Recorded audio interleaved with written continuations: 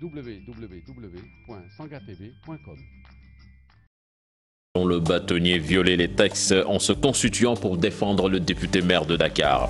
L'affaire des touristes espagnols met le syndicat d'initiative des acteurs du tourisme sur le qui-vive. Il n'exclut pas de se rendre en Espagne pour porter plainte contre ces dames qui avaient affirmé être victimes de braquage suivi de viols sur la route nationale numéro 5 à Bignona.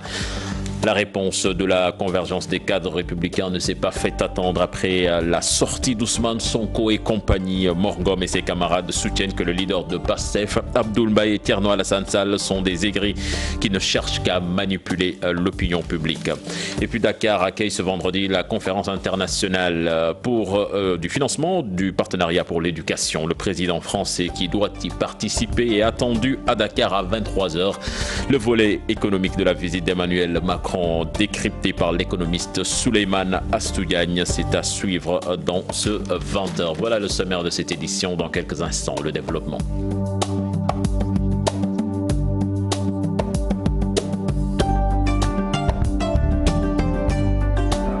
Bienvenue à toutes et à tous. L'ordre des avocats rappelle à l'ordre maître El Hadji Diouf. L'avocat a interdit de poursuivre le procès Khalifa Sall. Mbaye Sène et compagnie soutiennent que maître El Hadji Diouf a violé la loi en se constituant pour défendre le député maire de Dakar. L'ordre des avocats faisait face à la presse cet après-midi. Compte rendu signé Habib Faye et Modou Diop. Le bâtonnier de l'ordre des avocats a décidé de retirer Maître El Hadji Diouf du procès de Khalifa Ababacar Sall. Maître Diouf a violé la loi selon le secrétaire général des avocats. El Hadji Moustapha Diouf,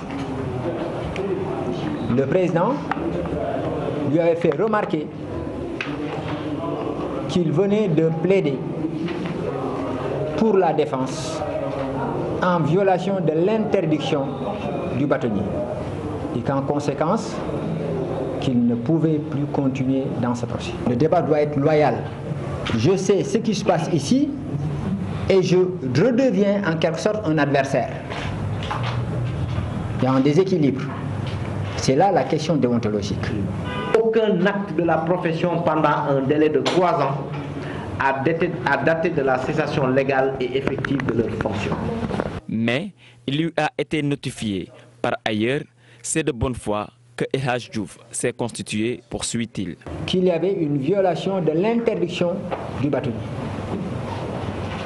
et qu'il allait porter cette question au bâtonnier qui seul est habilité à statuer sur un contentieux né de la constitution d'un avocat. Pour la ville de la mairie de Dakar, Maître El Hadji Moustapha Diouf l'a fait de bonne foi. Je vous l'ai dit avant votre question, il l'a fait de bonne foi parce que je sais que ce n'est pas quelqu'un qui délibérément va violer la loi. Il s'était constitué également dans cette affaire Karim Wade de bonne foi. Il a pensé qu'il pouvait se constituer. Mais il a fallu qu'on revienne sur les textes pour dire que nous ne sommes pas tenus par un précédent. Voilà ce que disent les textes et voilà ce qui sera appliqué. Sur ce, l'ordre des avocats ne fait pas partie du procès du maire de Dakar. Pour ce type d'audience, cette veille soit assurée pour que les choses se déroulent le plus normalement du monde. C'est ça qu'il faut retenir et justement retenir comme une innovation qui va dans le bon sens. L'ordre des avocats a déjà tranché pour un de ses membres participant au procès de Khalifa Ababacar Sall. Selon Maître Ndiéguène, ils sont là pour gérer les audiences pour ce procès. En sus, un comité de veille est mis en place pour veiller à l'équilibre. Habib Faye, et puis pour faire la lumière sur le braquage supposé il y a une semaine des touristes espagnols sur la nationale 5 dans le département de Bignona, le syndicat d'initiative des acteurs du tourisme n'exclut pas de se rendre en Espagne pour porter plainte contre les dits touristes. Le responsable, ou bien les responsables de ce syndicat demandent au préalable à l'État du Sénégal de poursuivre l'enquête déjà entamée jusqu'au bout. Jean Colly, leur porte-parole, que je vous propose d'écouter au micro de Boubacar Diassi et Lamine Mandian. Là, c'est à côté d'un cantonnement militaire et ils n'ont pas braqué, comme je l'ai dit, ils n'ont pas braqué de vélos, ils n'ont pas braqué de voitures, de transport, ils ont braqué que ces gens-là. Pourquoi ces gens-là? et pas les autres. C'est sensible. Chaque année, dès qu'on démarre, il y a toujours quelques petits détails. Donc nous pensons qu'il y a sabotage, nous pensons qu'il y a diabolisation de la destination. Et nous demandons qu'à travailler, qu'on nous laisse travailler, que chacun fasse son boulot. Aujourd'hui, c'est catastrophique parce qu'on est en train de perdre la clientèle, on est en train de perdre des réservations. Donc ce que nous demandons, c'est que cette équipe-là qui fait le boulot, qu'ils aillent jusqu'au bout. S'ils ne peuvent pas le faire, ce n'est pas exclu. On est capable d'aller jusqu'en Espagne, saisir des avocats et poser une plainte contre ces gens qui nous disent clairement. Et parlons politique à présent avec la convergence des cadres républicains qui chargent Ousmane Sonko, Abdoul Mbaye et Thierno Alassane Sall. Pour Mor Ngom et compagnie, ce sont des aigris pour eux. Ils font dans l'insinuation et dans la manipulation ce ils disent qu'ils ne se laisseront pas faire. Mor Ngom en a profité également pour répondre au Parti démocratique sénégalais sur le dossier Karim Wade en rappelant que la Banque mondiale ne rend pas des décisions de justice. Compte rendu de leur conférence de presse signé Al-Hassan Ba et Pape Sangoné Mbaye. Une rencontre de réplique. La convergence des cadres républicains n'a pas raté Thierno Alassane Sall, Ousmane Sonko et Abdoul Mbaye. En plus des aigris nostalgiques, il y a, j'allais dire, 3 petits bonhommes, sinon 3 minoritaires agités, qui digèrent difficilement d'avoir été justement écartés du gouvernement et de l'administration du Sénégal pour incompétence, indiscipline et ego surdimensionné. Il s'agit bien de Thierno Alassane Sall, Abdoul Mbaye et Ousmane Sonko. Thierno Alassane Sall, ou TAS, dont l'envergure locale ne dépasse pas sa maison à Thiès, a du mal à se déployer dans son propre quartier. TAS comme un tas de contre-valeurs applaudit aux gesticulations d'un insinuateur du nom de Ousmane Sonko, en parlant de valeurs. Deuxième aigri malheureux, Ousmane Sonko, dont l'inexpérience n'a d'égal que son ego surdimensionné. Lui aussi, il est incurable parce que sa haine est incurable. Que dire du troisième aigri, Abdoul Mbaye, recalé à l'examen des législatives de juillet 2017. Sur le dossier Karim Wade, l'annonce faite par le coordonnateur du PDS sur une enquête de la Banque mondiale qui avait blanchi le candidat du PDS, Mor Ngom, rappelle que l'institution ne rend pas des décisions de justice. Je n'ai jamais vu la Banque mondiale juger. En tout cas, moi, de ce que j'en sais, la Banque mondiale n'est pas une institution judiciaire pour blanchir ou bien pour sujet X ou Y. Sincèrement, vous êtes des intellectuels. Les cadres républicains s'offusquent de l'appel fait par les libéraux pour accueillir le président français, Emmanuel Macron. Il est hélas regrettable de constater que la haine aujourd'hui continue de traverser un pan entier du PDS, allant jusqu'à appeler à violer les règles de bienséance de Teranga. Nous restons avec Mor Ngom qui répond également à Maître Abdoulaye Tine, avocat de la famille de Feu Mamadou Diop pour le coordonnateur de la convergence des cadres républicains. L'avocat n'a pas la bonne information. Les enfants de Mamadou Diop sont pupilles de la nation et le défunt a même été intégré dans la fonction publique. C'est juste une indemnisation qui n'est pas effective. Mor Ngom, toujours au micro d'Alassane Ba et Pape Sangoné Mbaye. Ce que cet avocat a dit, je crois que les Anglais disent très souvent no investigation, no right to talk. So xamul ci mbir wala laajuloo ca ba xam fan la yem bu ca wax. Ce que je dis tout simplement à l'avocat, c'est qu'il n'a pas la bonne information. Je lui demande d'aller vers l'information. Il n'y a qu'une chose qui n'est pas encore effective dans le dossier Mamadou Diop, et ce n'est qu'une seule indemnisation. Tout le reste est effectif. Mamadou Diop, je vous dis, il a été intégré dans la fonction publique et ses enfants sont des pupilles de la nation. Moi-même, j'ai appelé hier celui qui doit s'occuper de l'indemnisation pour voir exactement où est-ce qu'il en est. Mais Mamadou Diop, moi je vous dis, je ne peux pas l'oublier. Mamadou Diop, man mënuma koo fàtte. Dafa am lu ma seqoon ak moom, am lu ma bokkoon ak moom ci xeex ci waxtu boo xam ne nii ak jamono joo xam ne nii mënuma koo fàtte te duma ko fàtte ba faaw. Je vous l'annonçais dans les titres, ouverture officielle ce vendredi de la conférence internationale du financement du partenariat pour l'éducation. Ce jeudi, plusieurs délégations se sont réunies pour débattre de sujets devant assurer une éducation de qualité, le maintien des filles à l'école, une priorité là-dessus. Nous écoutons les explications de Rodo Kayombo, secrétaire exécutif de One Company, partenaire et co-organisateur de l'événement. Elle est plutôt au micro de Mambiram Diouf. One Campaign always rallies behind the African Union's theme, and for 2018 the African Union's theme is ending corruption. Le thème pour 2018 c'est effectivement la lutte contre la corruption.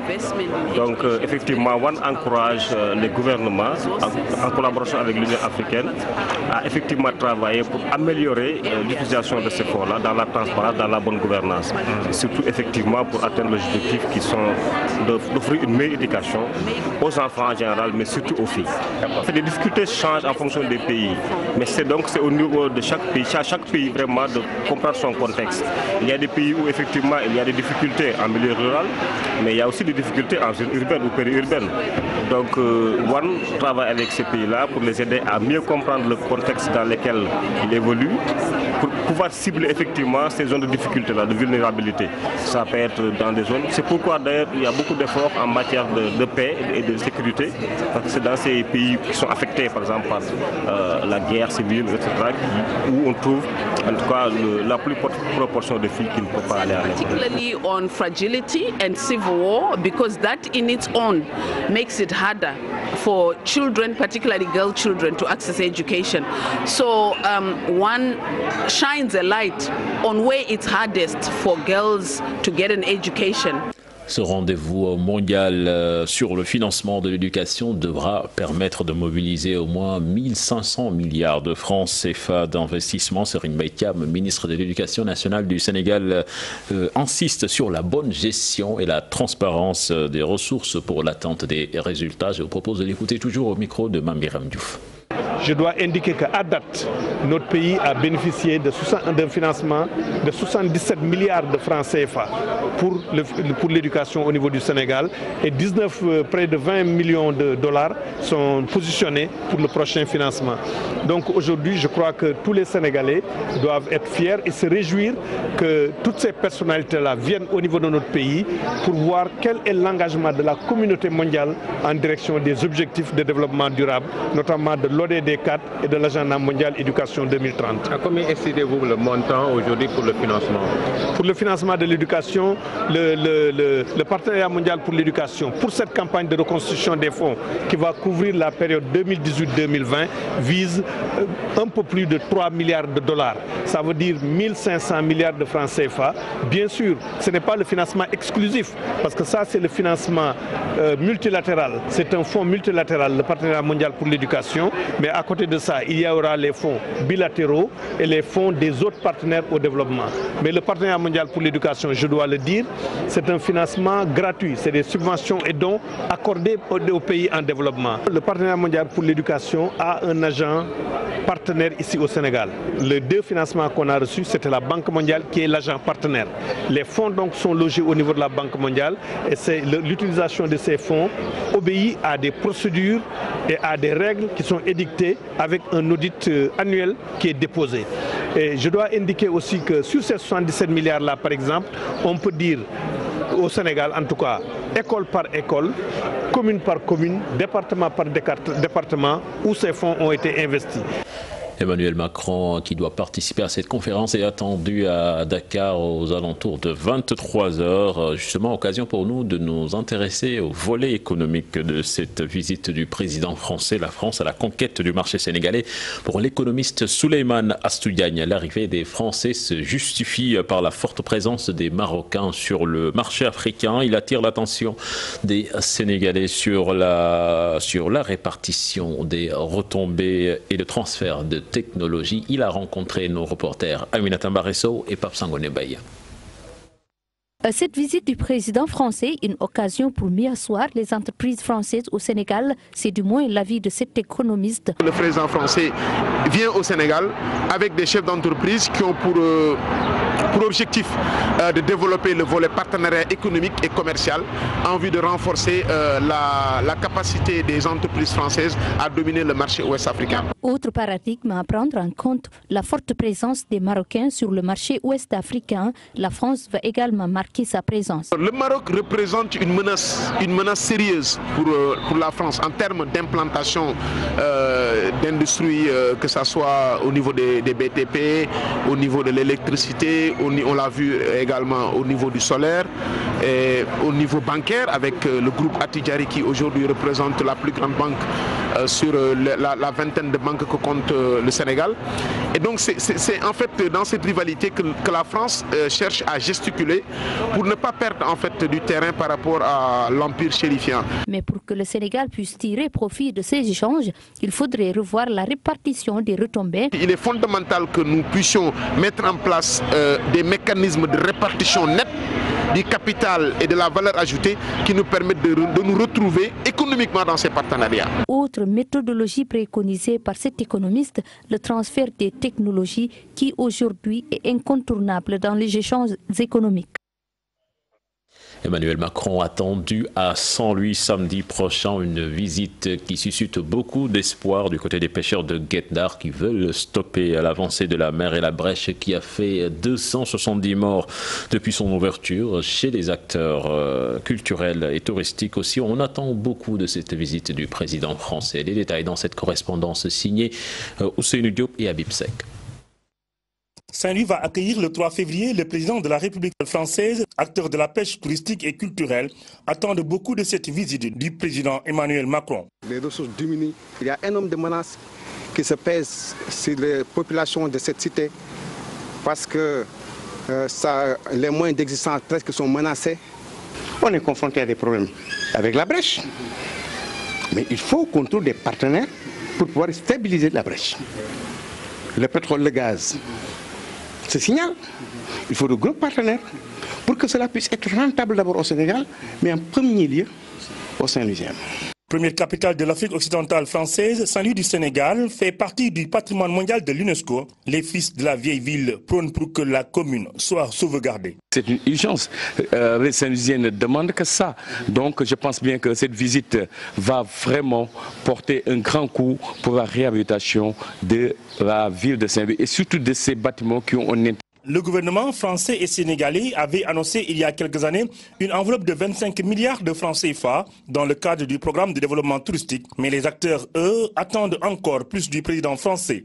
C'est un appel, un cri de cœur donc, que nous lançons aux autorités, au président français pour qu'il puisse vraiment apporter des solutions par rapport à cette question qui intéresse non seulement les Saint-Louisiens. Et je crois que le groupe Eiffage entendra mon message, notre message. Nous parlons à présent de toute autre chose. Transport déloyal, blocage du projet en chauffeur en taxi, accessibilité et gratuité des laissez-passer. Les chauffeurs de taxi affiliés au regroupement du transport moderne au Sénégal et au GIE Bokuyakar posent leurs difficultés sur la table du directeur des transports. Ce dernier a satisfait le dernier point des revendications de ces syndicalistes qui ont fait face à la presse à la gare routière des Beaux-Maraîchers. Compte rendu signé Salif Sow et Asmalik Diop. Ces chauffeurs de taxi, jaune-noir, continuent de rouler. Pour eux, la direction du transport routier a déjà beaucoup fait. Ils donnent l'exemple de la gratuité et de l'accessibilité des laissez-passer. La mesure sera effective dans une semaine. Nous étions très fatigués. Maintenant, comme le directeur l'a dit hier, maintenant les laissez-passer sont devenus gratuits. On pèse 500 francs à Rufis. Et pour avoir un laissez-passer, il faut aller jusqu'à Rufis pour avoir un laissez-passer et tu payes 500. Maintenant, le directeur a dit que les laissez-passer seront massifiés dans toutes les brigades. Dans tous les brigades et commissariats du Sénégal. Toutefois, le transport déloyal s'est invité à la rencontre. Les taximans ne veulent plus de taxis clandestins ou de véhicules particuliers non réglementés dans leur secteur. les clalos et les warganes, ce qu'on dit les warganes. Ce ne sont pas des clalos, ce sont les warganes, ce sont les voitures particulières où les gens qui, quand ils vont au travail, ils prennent des clients, 4 clients, ils vont au bureau et le soir quand ils rentrent, ils prennent 4 clients et ils rentrent. À l'époque, les taxis clalos banlieues, on les identifiait avec la peinture vert blanc. Vert blanc. Mais maintenant, il n'y a pas de vert blanc. Tout est clando. Un chauffeur, un taxi, ce projet s'est vu bloqué. Le FONGIP tarde à libérer le chèque de garantie. Il y a un retard, mais c'est pas un échec. Le président et les ministres sont en cours de consultation et les voitures vont bientôt arriver. Les portes du parking privé de l'AIBD seront désormais ouvertes aussi aux taximans de Dakar. Salif Sow, les travailleurs de la SDE menacent de paralyser le secteur avec un préavis de grève qui court jusqu'au 15 février prochain. Ils dénoncent le fait de ne pas être impliqués dans le processus sur la nouvelle réforme du sous-secteur de l'hydraulique. Ils ont fait part de leur doléance à leur ministère de tutelle. Les détails dans cet élément signé Fatou Bintou Conté et Mohamed Dian. Ils sont exclus du processus de la nouvelle réforme du sous-secteur de l'hydraulique. Eux, ce sont les travailleurs de la SDE qui, durant tout le déroulement du processus, ont été laissés en rade, d'où le dépôt d'un préavis de grève. On dépose un mémorandum. Nous pensons que l'autorité qui est en charge de la réforme devrait rencontrer les travailleurs, savoir leurs préoccupations, voir ce qui est faisable, ce qui peut être réglé dans le court terme et ce qui ne peut pas être réglé ou qui sera réglé après le choix du nouvel opérateur. Nous n'avons pas partagé cela parce que nous pensons qu'il y a des questions essentielles qui doivent être réglées avant que le nouvel opérateur soit pris. Un mémorandum a été rédigé par ces travailleurs, tels que leur présence dans le conseil d'administration de l'entreprise, la revalorisation de leur salaire, mais aussi l'augmentation des actions. Mais jusque-là, le ministère refuse de discuter sur ce mémorandum. Avec la SDE, on était membre du actionnaire de la SDE à hauteur de 5%. Dans la nouvelle réforme, nous souhaiterions avoir plus de 5% que nous avions depuis 1996.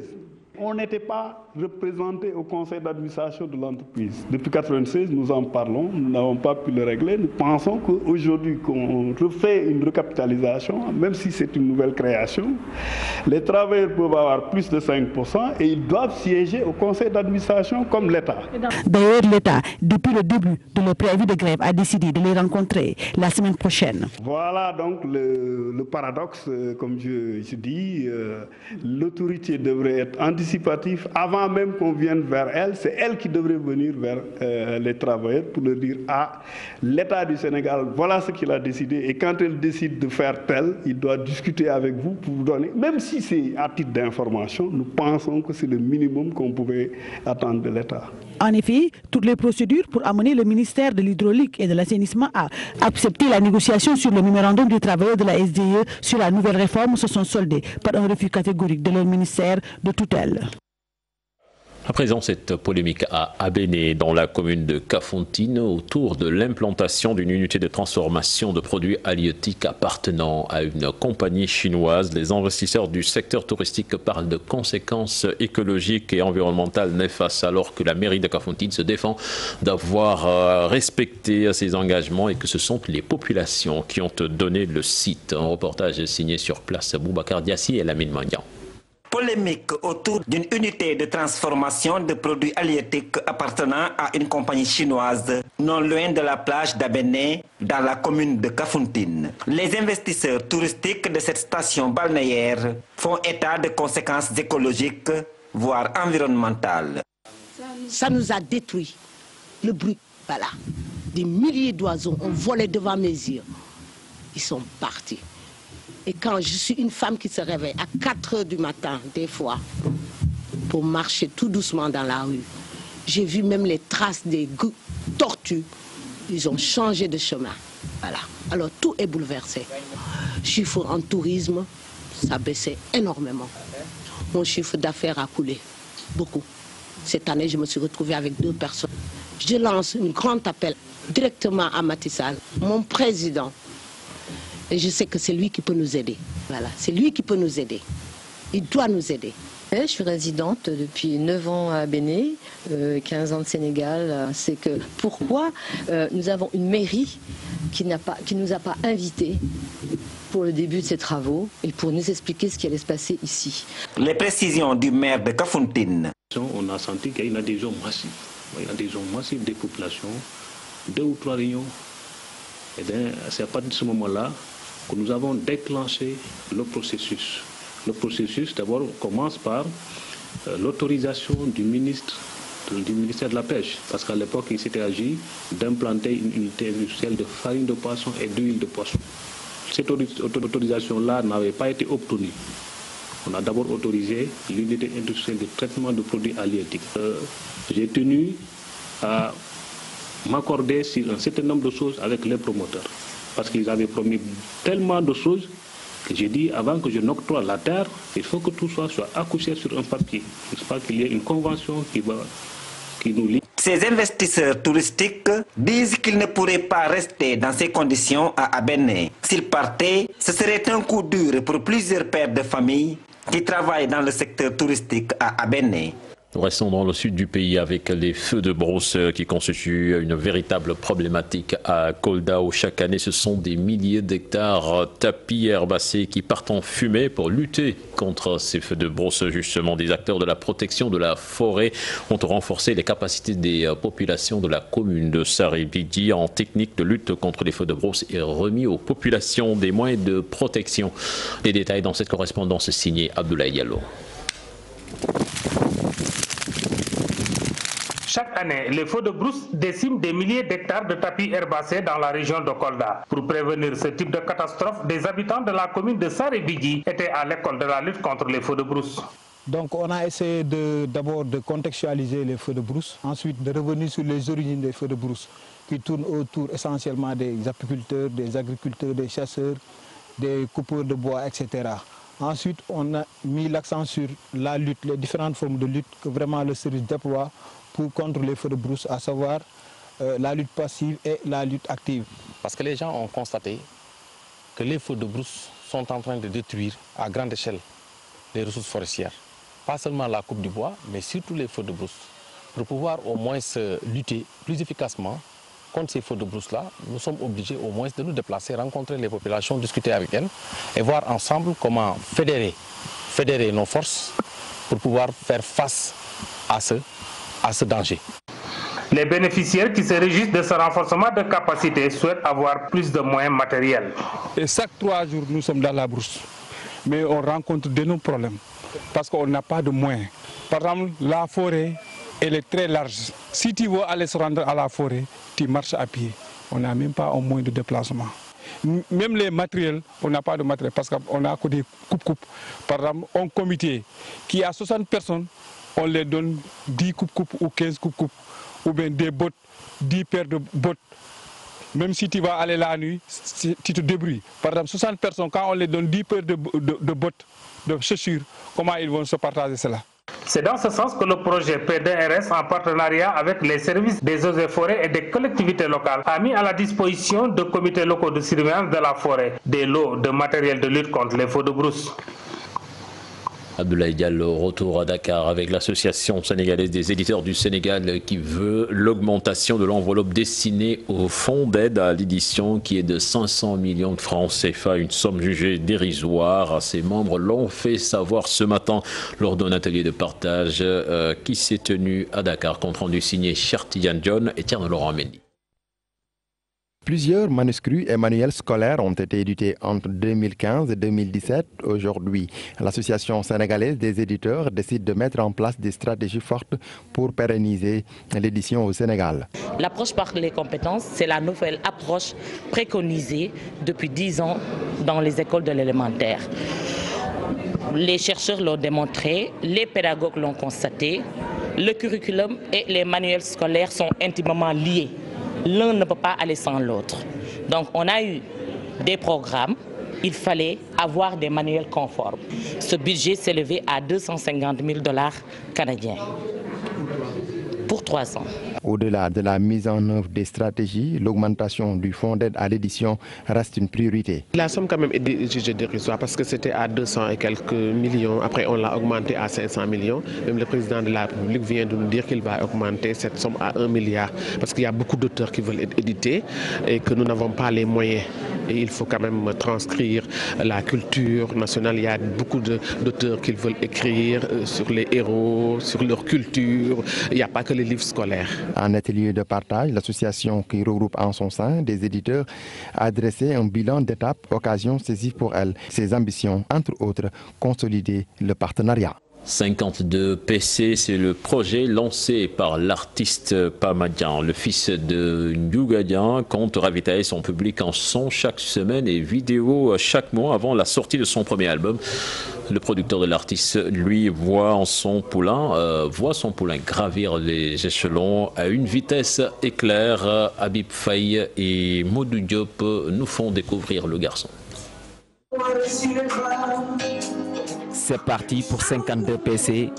Chaque semaine un son, un défi lancé par Pamadjan, l'auteur de Ourou Aini. Compte marqué de son empreinte la scène musicale sénégalaise. Travailler tous les jours, matin, midi, soir, c'est ce que je fais. Je suis comme un compétiteur, donc je dois vraiment mouiller le maillot. Mouiller le maillot.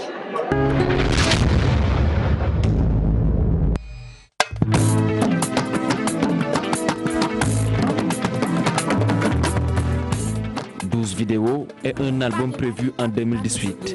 Le fils de Ndougadjan fait de ce projet son arme de bataille. Personnellement, le projet, j'en fais un défi. Je me bats tous les jours pour le succès de celui-ci. Je ne vais pas me laisser faire, je rassure mes fans. Et je ferai une vidéo chaque mois et un single chaque semaine. 12 vidéos. Suivi depuis le bas âge, le producteur n'a jamais perdu espoir sur le jeune chanteur. C'est un jeune chanteur qui a un potentiel important, qui a un potentiel que je peux même qualifier d'extraordinaire. Et puis il y a les vicissitudes de la vie, les aléas des rencontres. Je faisais une émission avec son papa. Il est venu, il a chanté dans l'émission. Je voulais faire un film avec à l'intérieur de la musique et de la chanson. Je me suis dit, voilà un adolescent qui avait suffisamment de qualité, suffisamment de talent pour faire un film pareil et en faire un succès.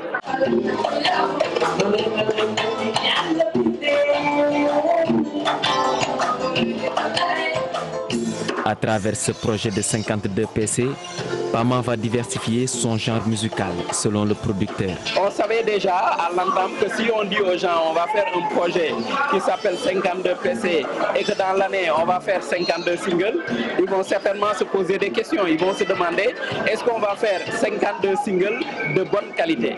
Nous avons voulu répondre, nous allons répondre déjà par des actes, je veux dire concrets, nous allons répondre en diffusant, en sortant des singles de qualité. Donc nous avons décidé de faire à la fois de la quantité, mais de faire de la qualité. La musique, un don, selon le frère de Momodjan, qui a marqué de sa présence à la cérémonie pour un soutien fraternel. La famille de Ndougadjan n'a pas dérogé à la règle.